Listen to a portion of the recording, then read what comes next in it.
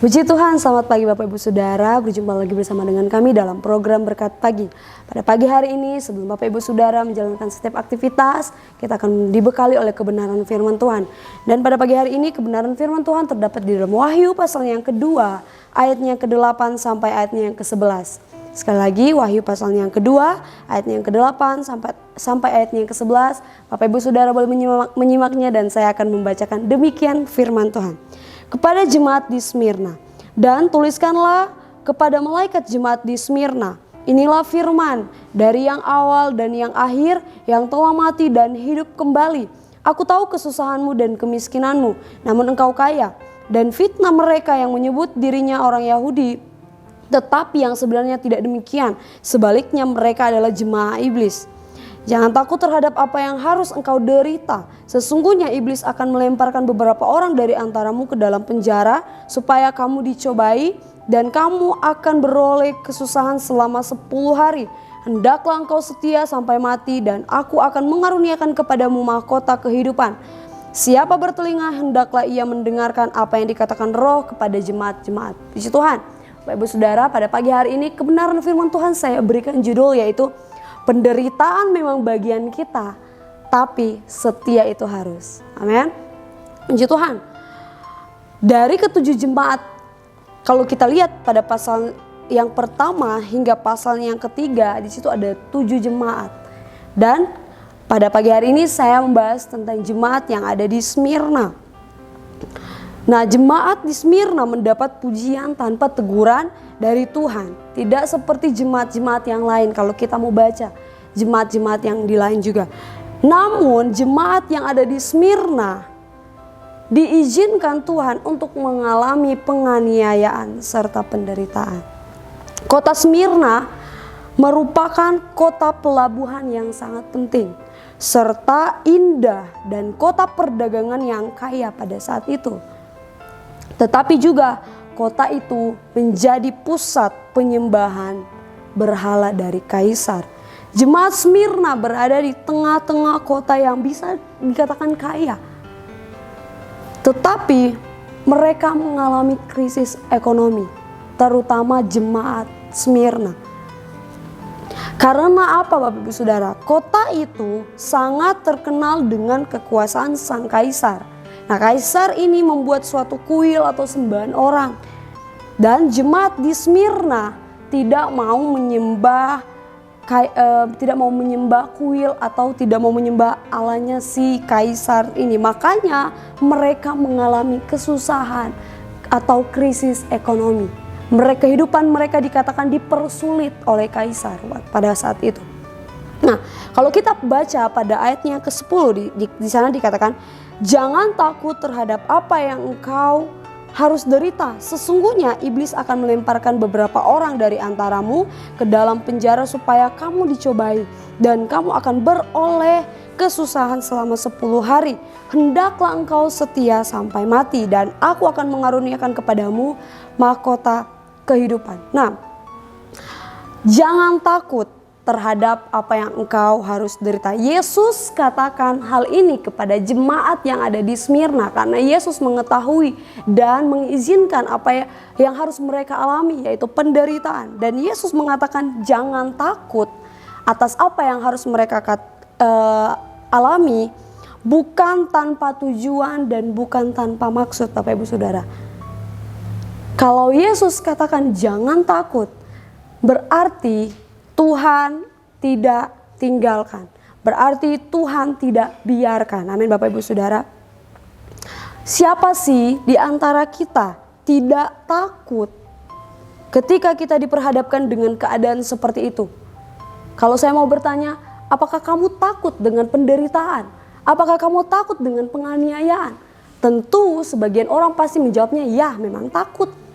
Tetapi jemaat yang ada di Smyrna, Yesus menegakkan untuk jangan takut. Karena apa? Karena kalau Yesus mengatakan hal demikian, berarti Yesus tidak akan pernah tinggalkan jemaat yang ada di Smyrna. Amin Bapak Ibu Saudara. Nah, kehidupan kita sebagai orang percaya, orang yang beriman, ketika kita mengiringi Yesus, kita juga tidak terlepas dari yang namanya penganiayaan. Amin. Bahkan penderitaan sekalipun. Kalau kita baca di dalam 2 Timotius pasalnya yang ketiga, 2 Timotius pasalnya yang ketiga, ayatnya yang ke-12, saya bacakan. 2 Timotius pasal yang ketiga, ayatnya yang ke-12, saya bacakan. Memang setiap orang yang mau hidup beribadah di dalam Kristus Yesus akan menderita aniaya. Nah, Bapak Ibu Saudara, firman Tuhan dengan jelas katakan, orang yang mau beribadah kepada Yesus harus menderita penganiayaan. Seperti yang dialami oleh jemaat yang ada di Smyrna. Dan mungkin sebagian dari kita, umat-umat Tuhan yang mendengarkan kebenaran firman Tuhan pada pagi hari ini, sudah mulai mengalami penderitaan, sudah mulai mengalami penganiayaan. Walaupun penganiayaan itu belum terlalu parah bisa dikatakan. Tetapi mungkin semacam penderitaan kita dikucilkan karena kita orang Kristen. Apalagi kita berada di tempat yang namanya minoritas. Mungkin kita dikucilkan, mungkin kita direndahkan karena percaya salib. Mungkin kita diperhadapkan dengan pertanyaan-pertanyaan yang bisa membuat iman kita goyah. Dan tanpa kita sadari itu adalah bentuk dari penganiayaan. Walaupun penganiayaannya belum sebesar mungkin, atau pokoknya belum sebesar itu, mungkin baru kecil-kecil, kita disingkirkan, kita dikucilkan, tidak ada yang mau berteman karena kita orang Kristen, karena kita percaya Yesus. Nah, kita tanpa sadari itu adalah satu penganiayaan dalam setiap kehidupan orang percaya. Dan kebenaran firman Tuhan pada pagi hari ini ditegaskan bahwa Tuhan mau dalam penderitaan, dalam penganiayaan kita harus hidup setia. Amin, Bapak Ibu Saudara. Setia. Mungkin Bapak Ibu Saudara terlalu bosan dengan kata setia ini. Tetapi Tuhan juga tidak pernah bosan untuk menyampaikan firman-Nya kepada umat-Nya untuk kamu tetap setia. Kau harus setia dalam keadaan apapun, dalam hal apapun, bagaimanapun keadaanmu, dalam penderitaan, dalam kamu susah, dalam kamu senang, Tuhan tetap tuntut kita untuk tetap setia. Seperti jemaat yang ada di Smyrna yang mengalami penderitaan yang Tuhan izinkan. Nah, dalam kehidupan kita ketika kita mengalami penderitaan, penganiayaan sekalipun, apakah itu Tuhan izinkan? Ya, Tuhan izinkan. Tuhan mau lihat bagaimana, apakah kita mau tetap hidup setia atau kita malah meninggalkan Tuhan karena penderitaan tersebut. Kita meninggalkan Tuhan karena terlalu sulit untuk menghadapi keadaan. Nah, kalau kita baca pada ayatnya yang ke-10 kembali dalam Wahyu tadi,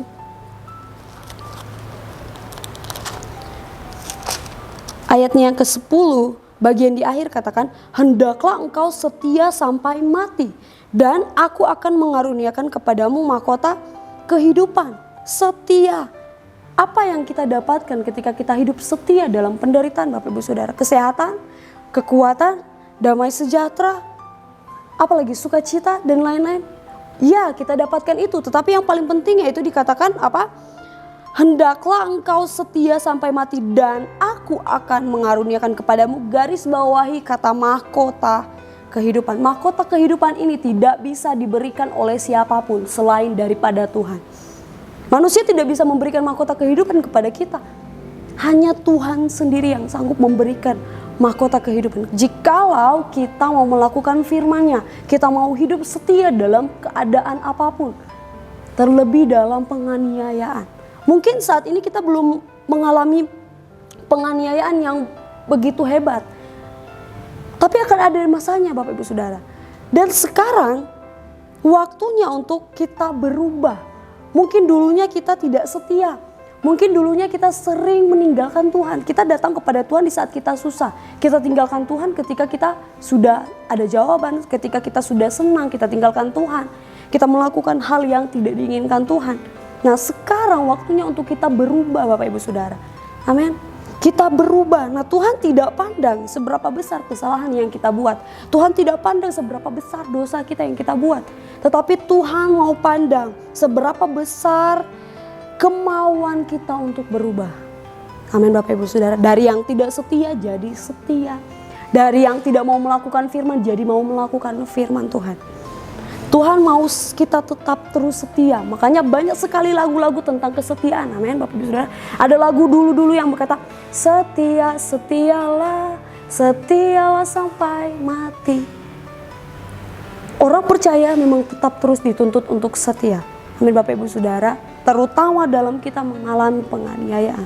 Seperti jemaat yang ada di Smyrna. Tuhan tuntut jemaat di Smyrna dalam penganiayaan harus setia. Tuhan tuntut juga dalam kehidupan kita untuk tetap setia dalam hal apapun.